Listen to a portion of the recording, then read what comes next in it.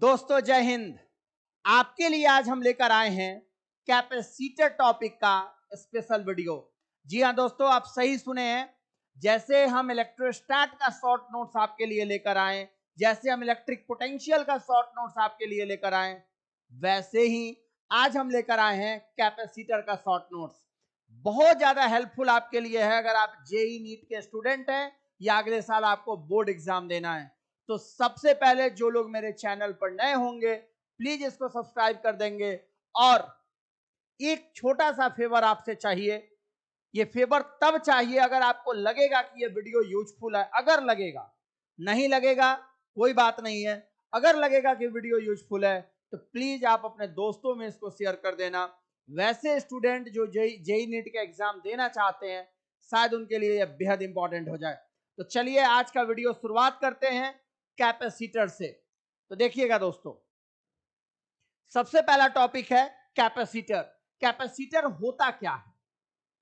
तो कैपेसिटर जो है एक बाल्टी की तरह होता है। जैसे कंटेनर होता है घर में, गैस सिलेंडर होता है, वैसे ही कैपेसिटर होता है जो क्या करता है, एनर्जी स्टोर करता है। बहुत सारे लोग कहते हैं कैपेसिटर चार्ज स्टोर करता है, बिल्कुल गलत जवाब है। कैपेसिटर इलेक्ट्रिक एनर्जी स्टोर करता है। जी हाँ दोस्तों, इलेक्ट्रिक एनर्जी स्टोर करता है। तो capacitor is a device which is used to store electric energy. Capacitor बनता किसका है? तो कंडक्टर का बनता है। इसमें अब दो कंडक्टर लेते हैं, भले उसका शेप कुछ भी हो, साइज सेम होना चाहिए। तो देख सकते हैं हमारे पास एक कैपेसिटर है। कैपेसिटर का निकाला जाता है कैपेसिटी। जी हाँ दोस्तों, कैपेसिटर का क्या निकालेंगे? कैपेसिटी निकालेंगे। जैसे कहा जाता है कि इंसान को के जीने का कैपेसिटी, मेहनत करने का कैपेसिटी और लड़ने का कैपेसिटी हमेशा होना चाहिए। जीने का कैपेसिटी इसलिए कि प्रॉब्लम चाहे कोई भी हो, डेडिकेशन होना चाहिए कि यार इससे पार पा लेंगे। लड़ने का कैपेसिटी इसलिए कि दुश्मन कहीं से भी अटैक कर दे, हिम्मत होना चाहिए कि चलो आज इसको निपट लेंगे। तो बहुत जरूरी चीज होता है। तो खैर, अभी फिलहाल आप में पढ़ने का कैपेसिटी ज्यादा होना चाहिए क्योंकि आपका एग्जाम आने वाला है। तो हम बात कर रहे हैं कैपेसिटी का, ध्यान देना। मान लो तुम्हारे पास एक बाल्टी है, राइट, और तुम ग्लास से पानी उसमें डाल रहे हो। तो जैसे जैसे पानी रखोगे वाटर लेवल क्या होगा? बढ़ेगा। उसी तरह से तुम्हारा एक हाथ है चार्ज, एक हाथ है वोल्टेज। जैसे पानी रखोगे लेवल बढ़ेगा, वैसे ही चार्ज करोगे तो वोल्टेज बढ़ेगा। बस दोनों हाथ को याद रखो, एक चार्ज एक वोल्टेज। तो Q प्रोपोर्शनल क्या होता है? V होता है। Q हो गया CV, C प्रोपोर्शनलिटी कांस्टेंट है जो कैपेसिटेंस होगा, तो C निकल के आ जाएगा Q अपॉन V। तो जी हाँ दोस्तों, कैपेसिटेंस रेशियो होता है चार्ज एंड वोल्टेज का। चार्ज एंड वोल्टेज के रेशियो को क्या बोलते हैं? कैपेसिटेंस बोलते हैं। ठीक है, अब आते हैं इसके एसआई यूनिट पर। तो कैपेसिटेंस का एसआई यूनिट होता है कूलम्ब पर volt, better known as farad. अभी जब हम ये वीडियो रिकॉर्ड कर रहे हैं तो टाइम हो रहा है 1:45। फिर भी आपके लिए लगे हुए हैं, और ये इसलिए आपको बताए हैं कि टाइम कोई भी हो, जिससे भी आपका भला हो सकता है वो हम करते रहेंगे। तो चलिए बढ़ते हैं आगे। किसी एक बच्चे का कमेंट आया है कि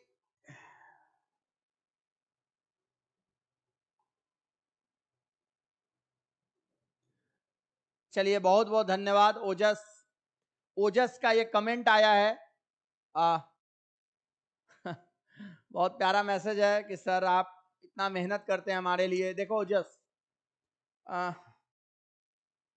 मेहनत का कदर, हम जो मेहनत कर रहे हैं इस मेहनत को, अगर मान लो तुम ऐसे, अरे चलो सर ऐसे ही वीडियो बना दिए देख लिए, नहीं, अगर वाकई में तुमको लगता है कि सर तुम्हारे लिए मेहनत कर रहे हैं, इसको प्रॉपर वे में देखो, नोट करो, रिवाइज करो, और तुम्हारा रिजल्ट आएगा, मिलेगा हमको बहुत सारा हैप्पीनेस, खुशी, बस उतना ही चाहिए। चलिए बढ़ते हैं आगे। तो कैपेसिटेंस का ऐसा यूनिट होता है कूलम्ब पर वोल्ट फैराड। एक और बात, एक क्वेश्चन मन में सबके आता है कि सर क्या कैपेसिटर में दो कंडक्टर चाहिए? बिल्कुल चाहिए। कैपेसिटर अरेंजमेंट होता है टू कंडक्टर का। अगर एक कंडक्टर वो होगा तो वो कैपेसिटर कभी नहीं होगा, कभी नहीं। उसका कैपेसिटी होगा, कुछ ना कुछ एनर्जी स्टोर करेगा, लेकिन वो कैपेसिटर नहीं कहलाएगा। कैपेसिटर होने के लिए दो कंडक्टर चाहिए। यहां लिखा हुआ है each isolated conductor has capacity but it is not a capacitor. लेकिन वह कैपेसिटर नहीं कहलाता है, इसको जरूर आप दिमाग में रखिएगा। अब है डिस्प्लेसमेंट करंट। जी हां दोस्तों, डिस्प्लेसमेंट नाम पहली बार हो सकता है आप सुन रहे हो, बट इसको हम क्लास में पढ़ाए हुए हैं कि डिस्प्लेसमेंट करंट क्या होता है। देखो, जब कैपेसिटर चार्ज होता है, चार्जिंग के प्रोसेस में रहता है, ठीक है, तब ये करंट आता है। पता है, जब कैपेसिटर चार्ज होता है ना, बड़ा इंटरेस्टिंग चीज एक होता है, इसके स्पेस में इलेक्ट्रिक फील्ड बदलता है। जी हां, जब तक चार्ज होता है, फुल चार्ज होने के बाद की बात नहीं कर रहे हैं, जब तक कैपेसिटर चार्ज होता रहता है तब तक उसके स्पेस में टाइम वैरिंग इलेक्ट्रिक फील्ड होता है। और जहां भी टाइम वैरिंग इलेक्ट्रिक फील्ड होगा ना, ये पता है क्या लाएगा? Time varying magnetic field.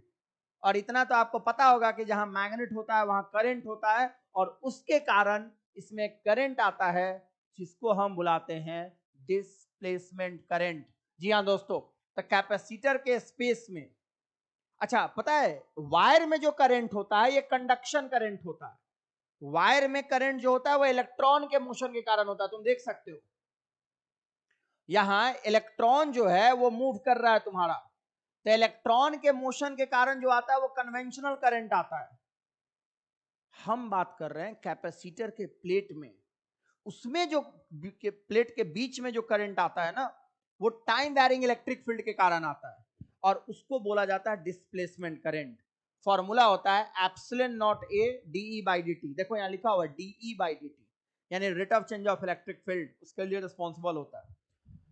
इसको आप बोल सकते हैं epsilon naught D phi by D, है ना, यानी rate of change of flux.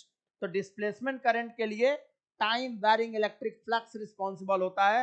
ये क्वेश्चन नीट में, जेई में हर बार पूछता है, इसको दिमाग में रखिएगा। चलिए बढ़ते हैं आगे। Calculating capacitance. कैपेसिटेंस निकालेंगे कैसे? कैपेसिटेंस को निकालेंगे कैसे? 3 स्टेप है निकालने का। न याद रहे एग्जाम में कि कैपेसिटेंस कैसे याद निकालेंगे, तो मान लीजिए इस हाथ का नाम रख दिया आप चार्ज। ये चार्ज को शो कर रहा है, ये वोल्टेज को शो कर रहा है, तो ये चार्ज है, ये वोल्टेज है, और उसका रेशियो निकाल दीजिए। जी हाँ दोस्तों, तो सबसे पहला स्टेप में हम क्या करेंगे? चार्ज एज्यूम करेंगे, कैपेसिटर को चार्ज करेंगे। सबको पता है जहां चार्ज होगा वहां वोल्टेज होगा, तो जब कैपेसिटर को आप चार्ज करोगे तो वोल्टेज आएगा। वोल्टेज कैसे निकालोगे? फॉर्मूला लिखा हुआ है डीवी बाई डी आर। ये टॉपिक पढ़ाए थे, relation between electric field and potential gradient. E होता है डीवी बाई डी आर। इस फॉर्मूला से हम निकालेंगे वोल्टेज, ठीक है, equal to DV by D R. तो इससे हम क्या निकालेंगे? वोल्टेज। तो जब चार्ज निकल गया, वोल्टेज निकल गया, क्या निकाल देंगे? रेशियो, क्यू बाई भी, हो गया। तो कैपेसिटेंस निकालने के लिए हम चार्ज और वोल्टेज का क्या निकालेंगे? रेशियो निकालेंगे। जी हाँ दोस्तों, आप सही सुने।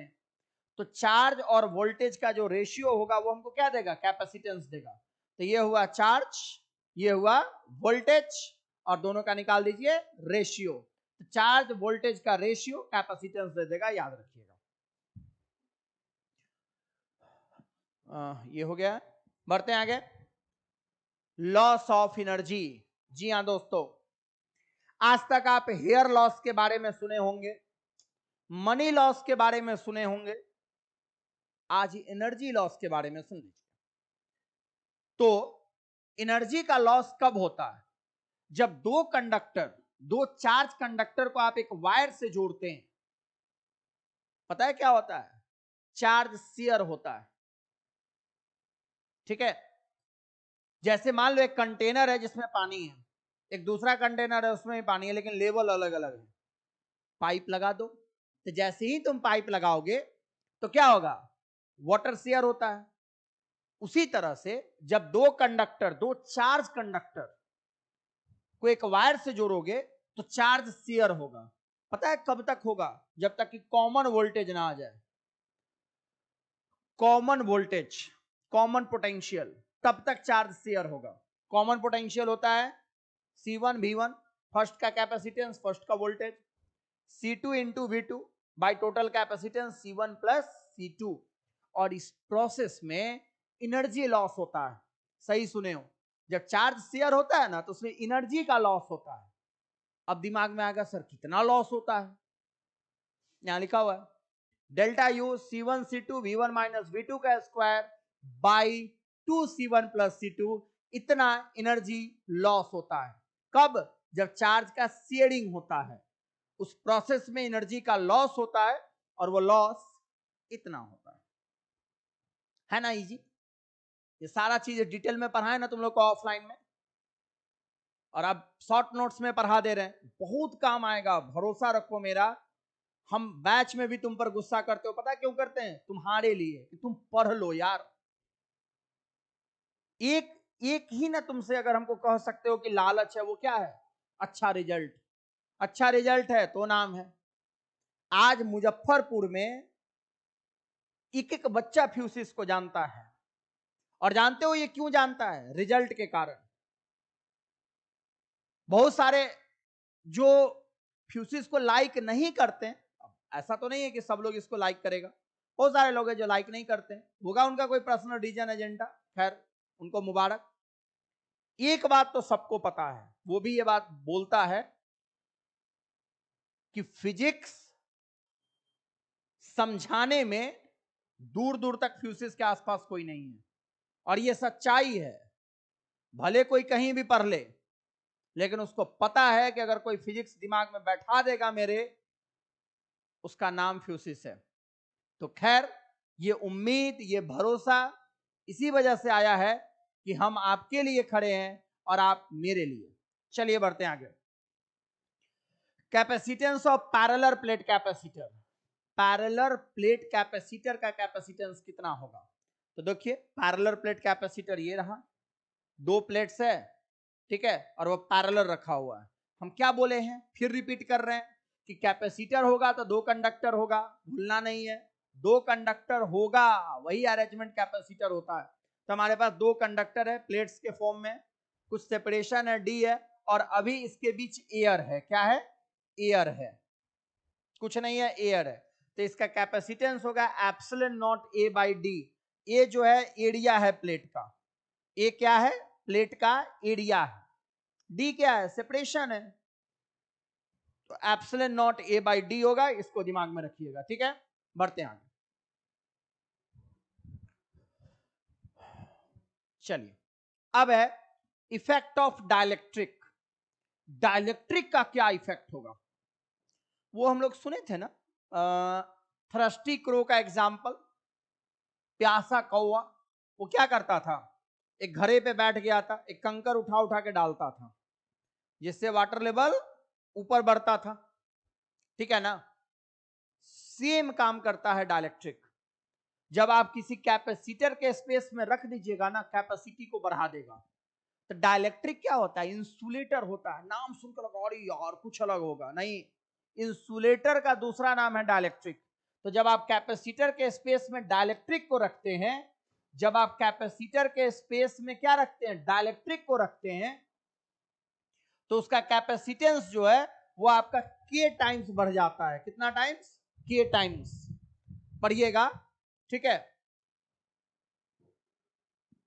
हाँ, तो जब भी कैपेसिटर के स्पेस में हम डाइलेक्ट्रिक को फुल्ली प्लेस करेंगे, अच्छा एक बात यहां नोटिस करना, क्या नोटिस करना, हम कैपेसिटर को पूरी तरह से फुल स्पेस में भर दिए हैं, बिल्कुल भी एयर नहीं है इसके बीच में, बिल्कुल भी एयर नहीं है।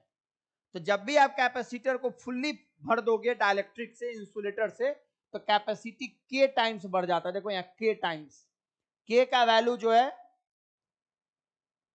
हमेशा ग्रेटर देन इक्वल टू 1 होगा, तो कैपेसिटी के टाइम्स बढ़ता है, याद रखना, ठीक है। लिखा हुआ है if there are n identical plates at equal distance, अगर मान लो n आइडेंटिकल प्लेट्स हम इसके बीच रख दें, सबका एरिया सेम है, तो कैपेसिटी होगा n minus one epsilon not a by d। याद रखना है इसको, ठीक है। बढ़ते हैं आगे, सिंपल है यार, सब पढ़ाए हुए हैं तुमको क्लास में, एक एक चीज बताए हुए हैं। अब आगे आओ। अच्छा एक बात देखो, यहां पर क्या था समझना, यहां पर हम कैपेसिटर को फुल्ली प्लेस्ड कर दिए थे, मतलब when t equal to d, यहां पर जो कंडीशन है t इक्वल टू d, मतलब पूरे डिस्टेंस को भर दिए थे, तो कैपेसिटी कितना टाइम्स बढ़ गया, k टाइम्स। लेकिन अब तुम्हारे मन में क्वेश्चन होगा कि सर अगर हम इसको पूरा नहीं भरे रहते तो क्या होता, बिल्कुल उसका भी जवाब है, देख लीजिए। अगर मान लो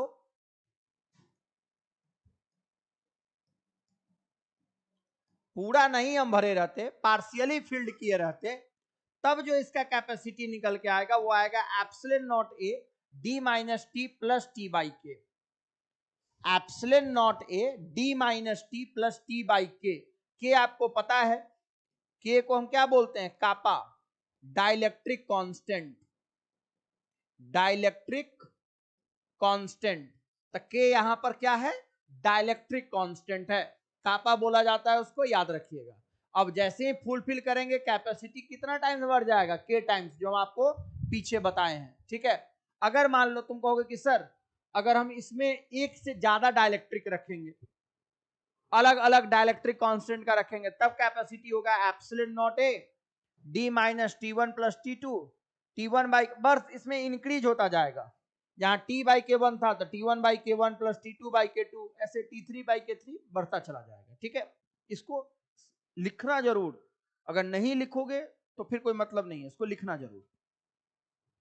अब आओ, energy stored in a capacitor, एक चार्ज कैपेसिटर में कितना एनर्जी स्टोर होता है, तुमको बताया ना कि कैपेसिटर एक बाल्टी है, जिस बाल्टी में हम एनर्जी जमा करते हैं, तो पता है कैपेसिटर को अगर फुल चार्ज कर दोगे तो उसमें एनर्जी स्टोर्ड होगा half C V square, Q square by two C Q भी बाई टू।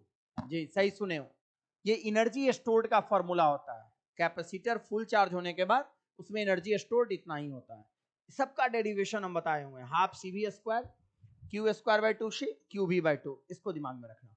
अब है एनर्जी डेंसिटी, जैसे मास डेंसिटी होता है, जैसे चार्ज डेंसिटी होता है, वैसे ही हमारा एनर्जी डेंसिटी होता है। ये क्या होता है, energy stored per unit volume, तो ये energy stored per unit volume energy density होता है half epsilon not E square, याद रखिएगा। अगर कैपेसिटर के स्पेस में डाइलेक्ट्रिक को कंप्लीट भरेंगे तो कितना टाइम्स एनर्जी डेंसिटी बढ़ जाएगा, के टाइम्स, जैसे कैपेसिटी के टाइम्स बढ़ा है ना फुलफिल करने पर, वैसे ही डाइलेक्ट्रिक रखिएगा, बस वो के टाइम्स इंक्रीज कर जाएगा, उसमें ज्यादा कुछ सोचना ही नहीं है, तो वो आपका के टाइम्स बढ़ जाएगा, इसको दिमाग में रखिएगा। अब आइए, हाँ, force between plates of capacitor, capacitor के प्लेट्स के बीच फोर्स कितना लगता है, ये बहुत अच्छा क्वेश्चन है, और एनसीईआरटी का क्वेश्चन है, नीट में पूछा हुआ है, जेईई मेंस में भी पूछा हुआ है, force between plates of capacitor. तो देखो जब भी कैपेसिटर्स को तुम रखोगे, ये दोनों एक दूसरे पर फोर्स लगाएगा, ठीक है, प्लेट ए बी पर, प्लेट बी ए पर, और वो फोर्स जो होता है वो होता है Q square by to epsilon naught ए, ठीक है, या वो फोर्स निकल के आता है क्यू वी बाई टू, इतना याद नहीं है तुमको तो सीधा याद रखो Q V by two, half Q V. तो कभी भी कोई तुमसे पूछेगा कि दो पैरेलल प्लेट कैपेसिटर के प्लेट से एक दूसरे पर कितना फोर्स लगाता है, हाफ क्यू वी, हो गया क्यू वी बाई टू, इसको दिमाग में रखना है, बहुत सिंपल है यार, पता नहीं लोग फिजिक्स को इतना बर्डन मान के क्यों चलते हैं। अब देखो,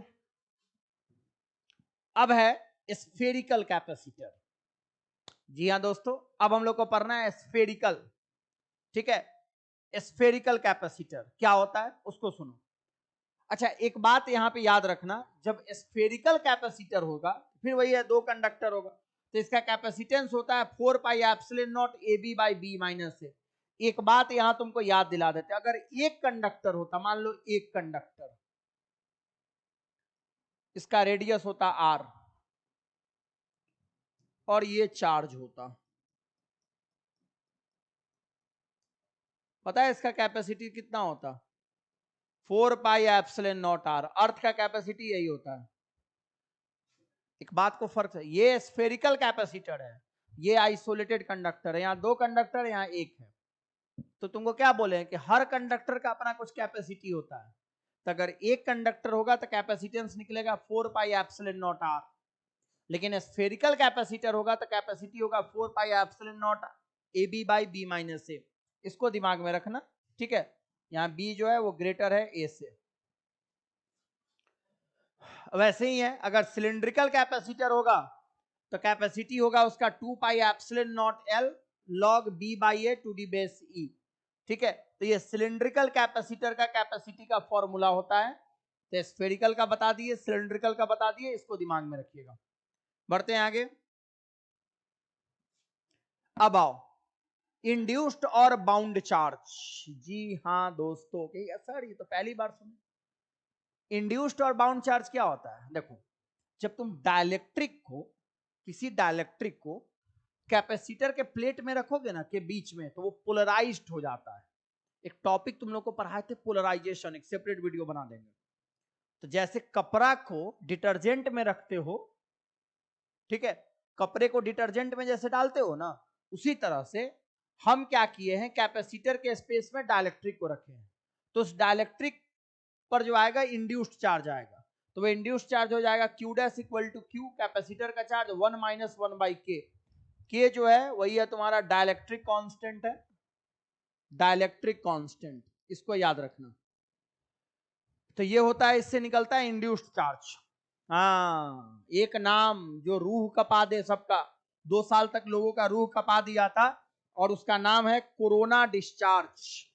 जी हाँ दोस्तों, सही सुने, कोरोना डिस्चार्ज, कमाल का नाम है। ध्यान दो, ये क्या होता है, एक कंडक्टर का शेप देखो, ऐसे त्रिशूल टाइप का। पता है जहां भी कंडक्टर का शार्प एज होता है ना, अच्छा अगर तुमसे हम पूछेंगे कि फ्लैट जगह पे पानी ज्यादा जमा होगा कि गड्ढे में, तो तुम कहोगे ना कि सर गड्ढा में पानी ज्यादा जमा होगा। हो गया, सीख गए तुम। जैसे गड्ढा में पानी ज्यादा जमा होता है, वैसे ही जहां शार्प एज होता है ना, वहां चार्ज ज्यादा जमा होता है।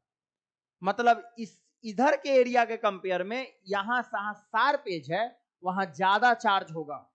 यानी सिग्मा प्रोपोर्शनल होता है 1 बाई आर के, जहां रेडियस कम होगा वहां सिग्मा ज्यादा होगा, ठीक है। तो इधर का इलेक्ट्रिक फील्ड कम होगा, इधर का इलेक्ट्रिक फील्ड ज्यादा होगा। और इसके कारण पता है क्या होता है, यहाँ का सराउंडिंग का जो मॉलिक्यूल्स होता है वो आयोनाइज्ड हो जाता है, और वो आयोनाइज होकर इसी को उल्टा डिस्चार्ज करने लगता है। क्योंकि यहाँ का जब मॉलिक्यूल्स आयोनाइज होगा ना, तो इसका इलेक्ट्रॉन इसमें जाने लगेगा, और इससे ये डिस्चार्ज होता है, इसलिए इसका नाम पड़ा कोरोना डिस्चार्ज।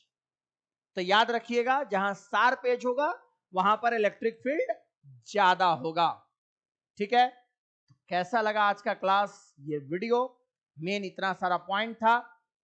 अगर अच्छा लगा हो तो प्लीज शेयर जरूर कर दीजिएगा। जय हिंद।